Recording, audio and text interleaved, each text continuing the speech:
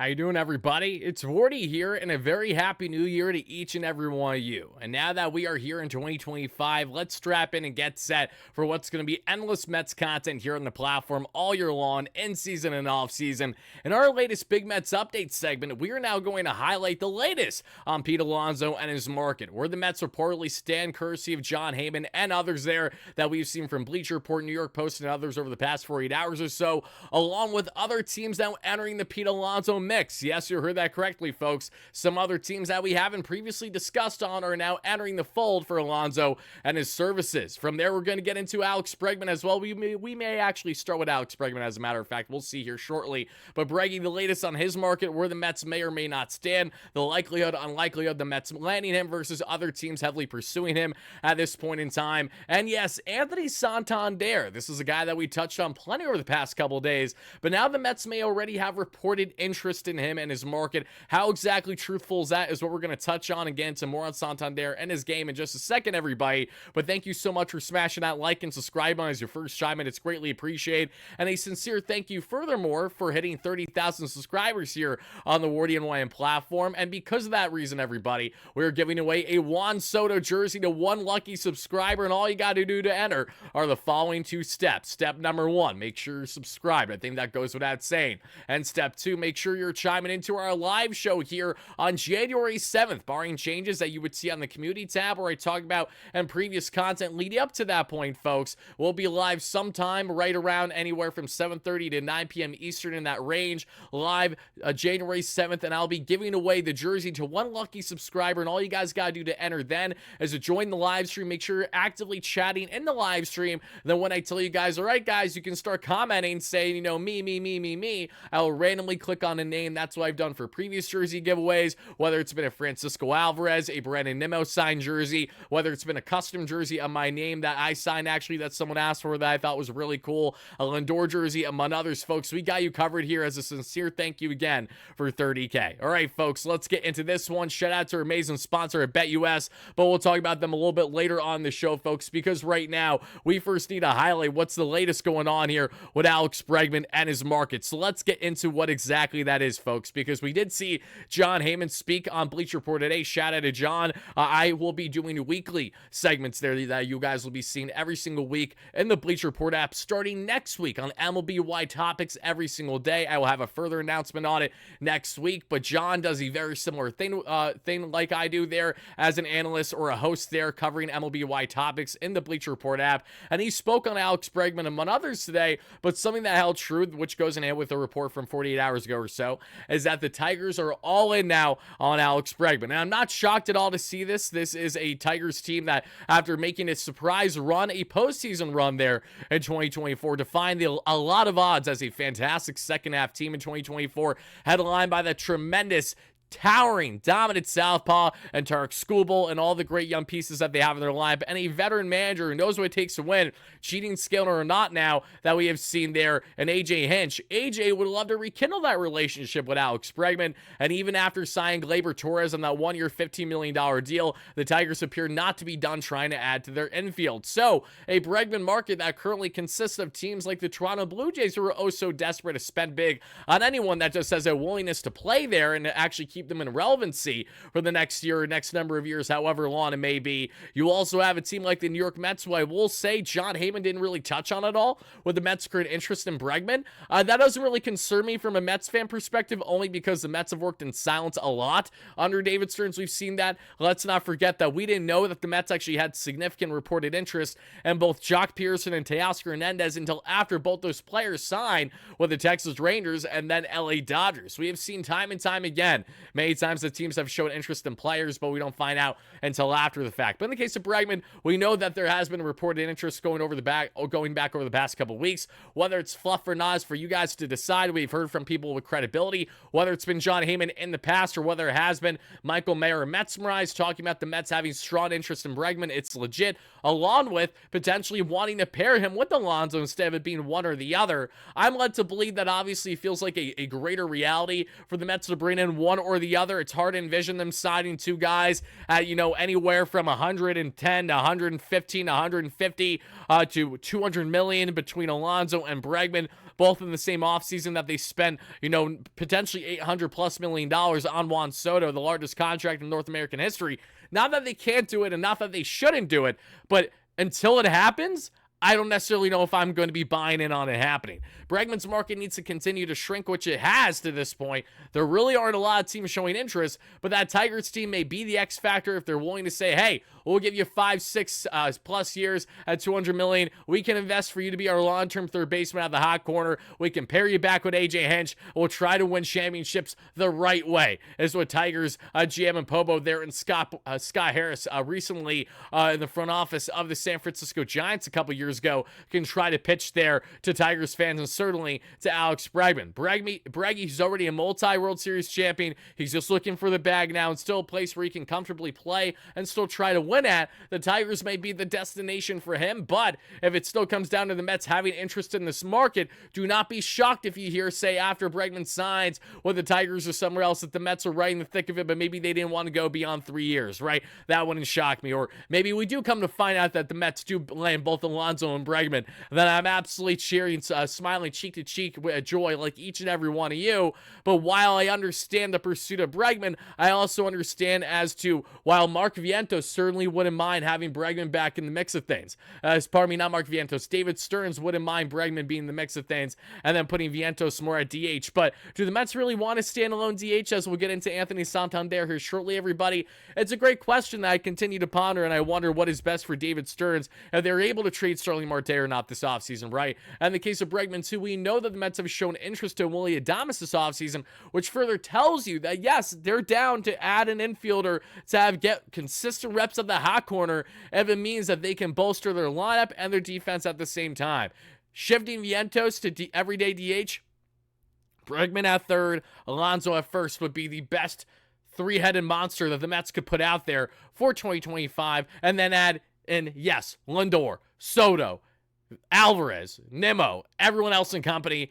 You're absolutely cooking. But right now, Alex Bregman, things are fairly quiet on the Mets front. As of now, things may completely change by the time we talk in a live show tomorrow evening or in a video before that may or may not happen. And yes, we are eyeing a live stream tomorrow evening as of now, everybody, potentially with a special guest, so be on the lookout for that one.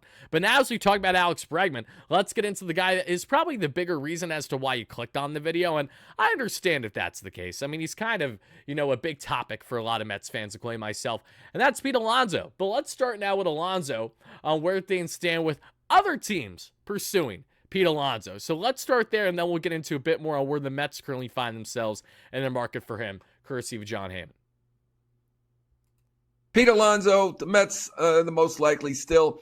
Angels looking at it. Again, I think it's the years, a possible gap there. They certainly are weighing that. I do believe Artie Moreno does want to get another big bat in there, and they would move Shanuel out to left field if they were to do that. I think Santander is probably a little more likely, probably a little bit better fit for them, at least position-wise, than Alonso. But Pete Alonso, the Mets. Okay, folks, so you heard it from John Heyman there. The Angels do have a level of interest, but he said, I do believe Artie Moreno wants to get another big bat in there, and they would move up Shanuel there to left field, in which he's been commanding first for them. And this is so Artie Moreno that I actually have a sliver of concern more than any other team pursuing right now, between the Seattle Mariners, the San Francisco Giants, potentially the Chicago Cubs, but they've always kind of felt like outside looking in, especially since they made it clear their lack of spending this offseason and more investing in the trade aspect of things as of now.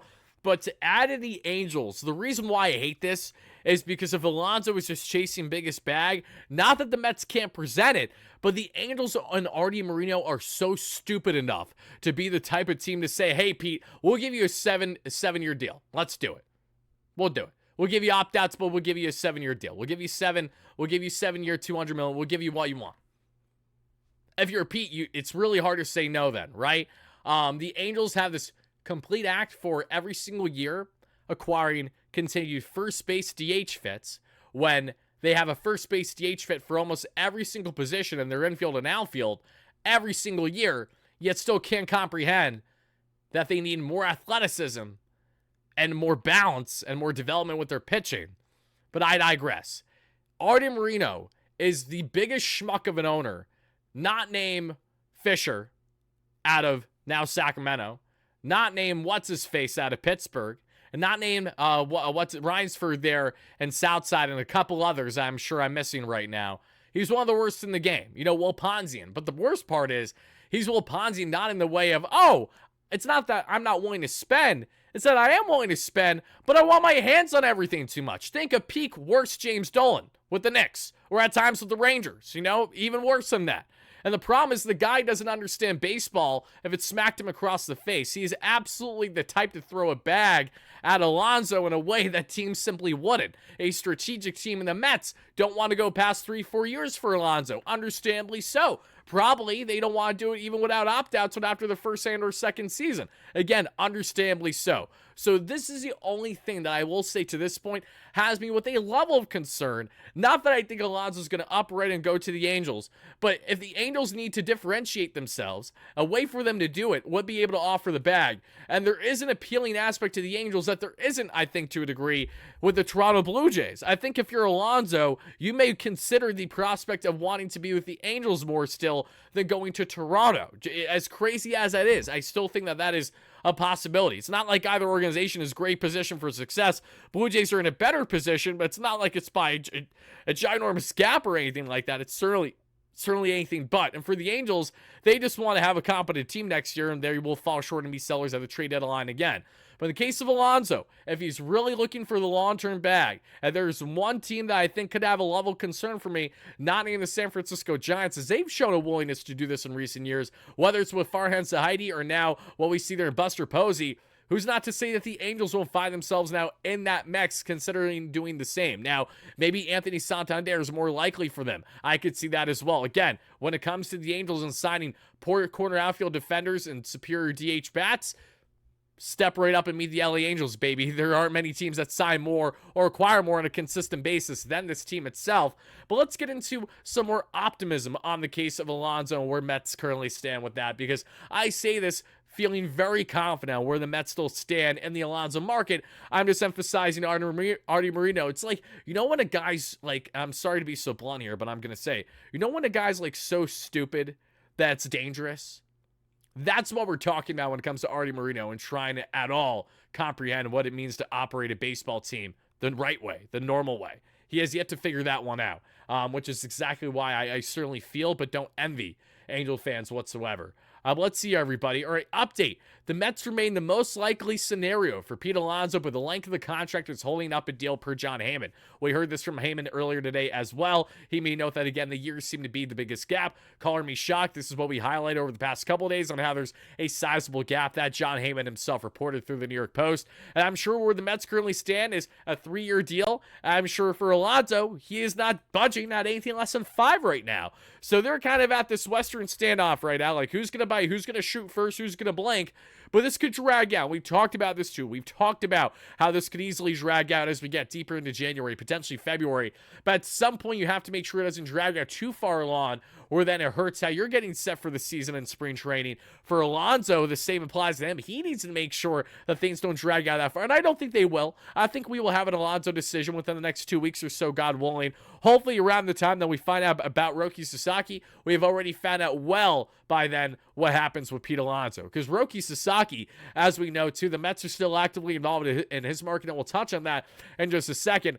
He adds that he believes that they'll end up figuring it all out, and I think that'll be the case too. I really think that this is just kind of a slow roll of what's inevitably going to be what I told you guys in a video highlighted titled the following: Mets signing Pete Alonso feels inevitable. Fast forward a couple weeks later, that still holds true right now. But hopefully over the next couple days, we find out some more significance on the market outside the Mets just appearing the most likely, still the most favorite for obvious reasons as Alonso's market continues to shrink. Yes, a team just entered the fold in the Angels, but whether or not that they will go scorch earth going all the way in for Alonso, that is yet to be seen, everybody. In the case of not only Alonso, but now let's get into Anthony Santander. Let's get into everyone's favorite, I don't know if I'm credible or not, reporter, and Hector Gomez, because Hector does a fantastic job on like swinging and missing all the time, just like a lot of these other reporters that we've seen every single offseason, unfortunately. Unless you're like the big behemoths, the big names there, the Passons, the Rosenthals of the world, a lot of these guys really haven't had too much, unfortunately. And Hector, who I will say has had sources, he's had things right before. He's also had a lot of things wrong, and he's relayed a lot of information that other people have too, and I understand why that has been the case, but still, it's been a problem. So I would say take this information with a grain of salt. That's why I didn't say the Mets are targeting Santander. I said Mets targeting Santander with a question mark, because I don't know, truthfully. The Mets are in the market for a short-term DH/corner outfield bat. That's why they swung a miss on Jock Peterson. That's why they swung a miss on Teoscar Hernandez. That's why they're actively involved in Jesse Winker, which I think is the most likely scenario still at this point in time.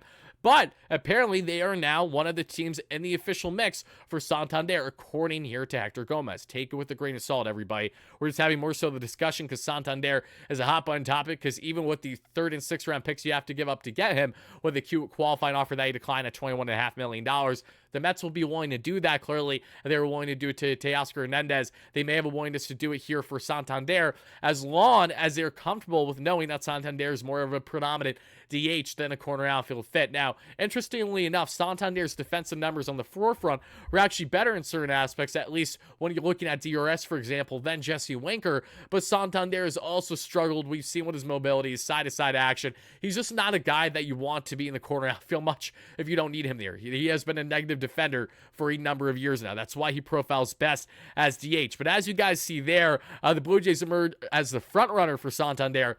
That doesn't shock me. They would love to pair him with Vladdy. I hope that three-headed monster of him, Vladdy and Bo Bichette, can be enough to help propel them to playoffs and to help take down a fellow bird, this time not a blue bird, but an orange bird, and the Orioles, that going from Santander, kind of doing the in-division rivalry there in the AL East from the Jays this time to, from the O's this time to Toronto with the Blue Jays. But even though while I could see that happening, I still see a world where if Santander does agree to a short-term high AAV contract, what teams are now proposing Santander's way, that's where the Mets could come in and really pounce big time with that high AAV. If he wants deferred money, we can offer deferred money, obviously. And if he just wants to be here for a couple years, maybe even opt out after the first year player option, I'd say sign me the heck up, right? Santander, 44 home runs this past season.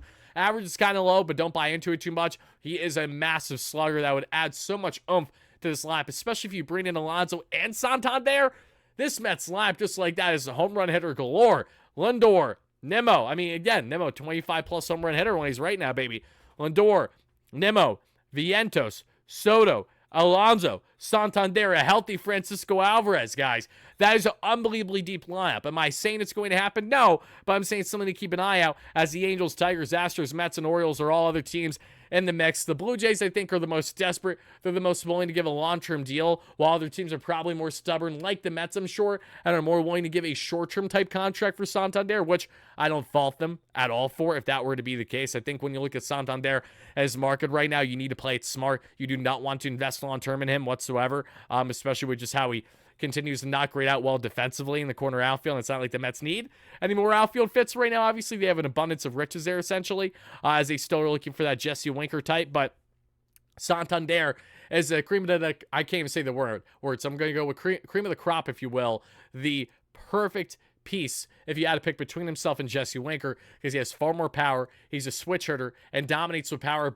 from both sides of the plate relatively well. We saw him in late and close situations last season, in high leverage situations and 2-out situations. We saw him absolutely thrive with an 800 or so OPS in a lot of those areas. So even though the average has been low, he's also been one of the most unlucky hitters in Major League Baseball we saw this past season. So just imagine if he had any luck on his side whatsoever, and he still raked for 44 home runs, 102 RBIs. Yes, I will preface this was in a very deep Orioles lineup where it's easy to get pitches to hit when you're worked around because you got Gunnar Henderson, Adley Rutschman around you. I get that, but it shouldn't fault still all, a talented Santander who's hit 28 or more home runs in 3 consecutive seasons now, would bring to the plate to a team like the Mets, among other teams pushing for his services this offseason. The Mets are still clearly looking for 2 bats this offseason. They want an Alonso reunion, and they want something else. Will that something else be Jesse Winker, Anthony Santander, Alex Bregman, or someone else that we haven't really discussed yet, folks?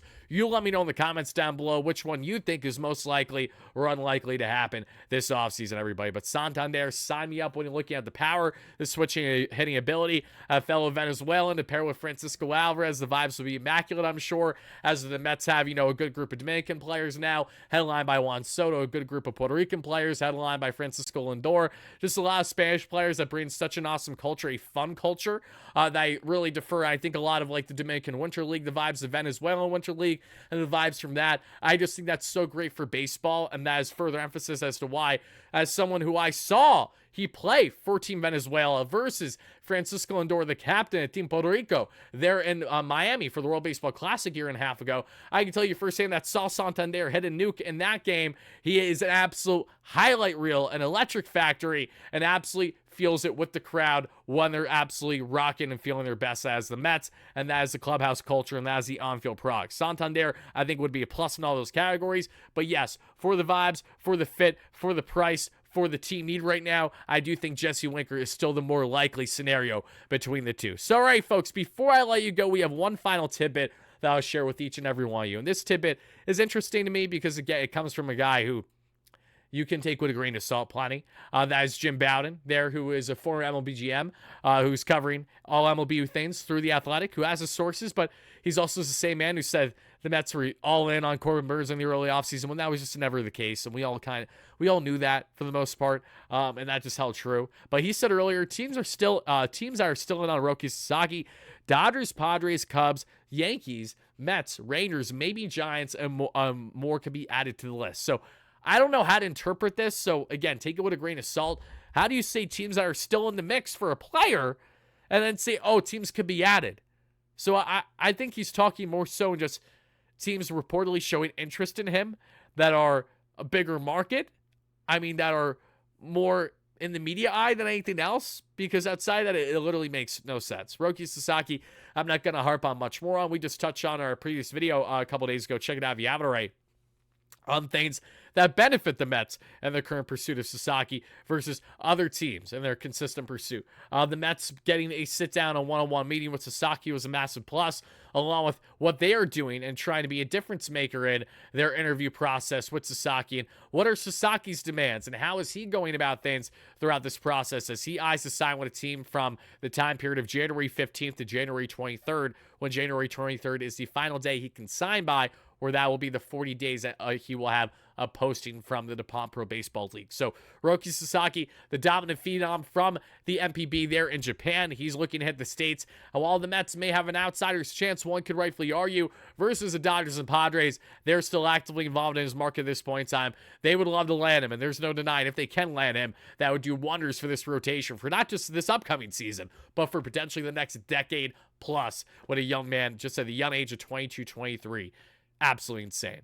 Guys, thank you so much for watching. I greatly appreciate it. Let me know your biggest takeaway in the comments down below. Shout out to our amazing sponsor at BetUS that has you covered all your sports betting needs. If you haven't already, make sure to check them out by going to betus.com.pa today, folks, and using Wardy's promo code YouTube150. That way you too get a 150% bonus on your first deposit, 125 on your second and third for whatever you want to bet on, whether it's going to be MLB future bets, whether it's NBA in season where my New York Knicks continue to put a smile on my face, whether it's going to be the NHL where I'm also depressed about my New York Rangers, or what have you. We got you covered there at BetUS. Thank you guys again. Drop your thoughts down below, and thank you again for 30K. Let's go Mets, baby. Peace out.